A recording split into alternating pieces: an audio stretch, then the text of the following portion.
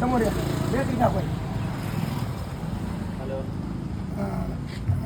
बरोबर झाला मोबाईल. मित्रांनो नमस्कार. जो शेजारी असेल किंवा 15 किलोमीटर माझ्या गावापासून बाजूला असेल, ज्यांनी त्या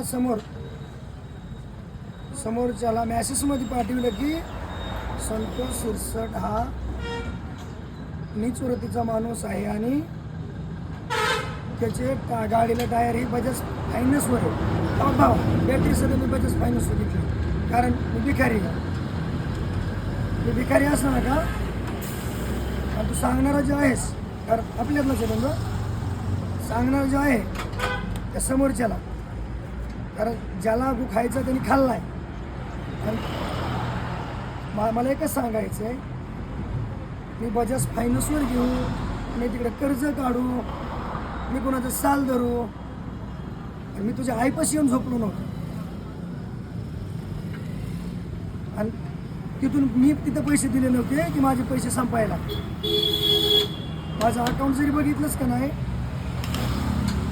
तर तुझं अख्खं घरदार वमाळाय पुरतं या.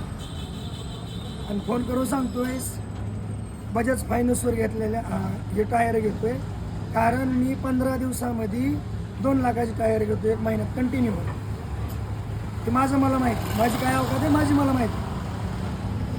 तसं बोलता वेळी इथून पुढं तुझी आहे नीट घालायची. आता जर चुकलास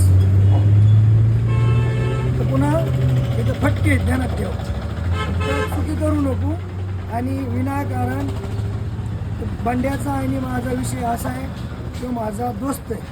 ते आज नाही, माझा 5-7 वर्षापासून दोस्त आहे. आणि त्याचा मी त्याच्यावर व्हिडिओ बनवला, ती माझा एन्जॉय म्हणून बनवता.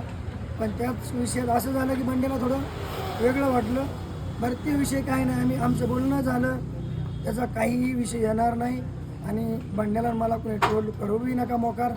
मी बंड्याला ट्रोल केलेलं नाही. जरी कुणाला वाटलं तरी ते तुम्हाला लक लाभ.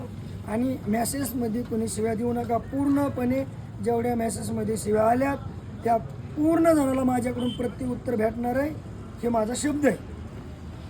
आणि राहिला प्रश्न बजाज फायनान्स, बघ भावा तुला पावती सगळं शेवटला बघायला भेटेल, व्हिडिओच्या शेवटला. आणि पुन्हा सांग मला काय आहे ती. आणि टायराचं जे बोलला होतास का नाही, तर स्वतः त्या दुकानदारापाशी मी 3 दुकानदारापाशी टायर घेतो, 1 गुजरातमध्ये आणि 2 लातूर. त्या दुकानदारापाशी जाऊन मला कम्प्युटरच्या पावत्या काढून बघायचं आहे की माझ्या पावत्यावर किती फायनान्स आहे, आणि ते लाईव्ह दाखवायचं आहे. तसं मला माझ्या नादी लागू नको. मी चांगला तितका आहे आणि चांगल्यापेक्षा वाईट बी तितका आहे, हे तू समजून जा. मला आई आणि बहिणीवर कोणाला शिव देऊ वाटत नाही, पण तुला द्यायची वेळ आणलीस नाही दिल्या. आणि इथून पुढं चुकू नको ही माझी तुला विनंती. धन्यवाद.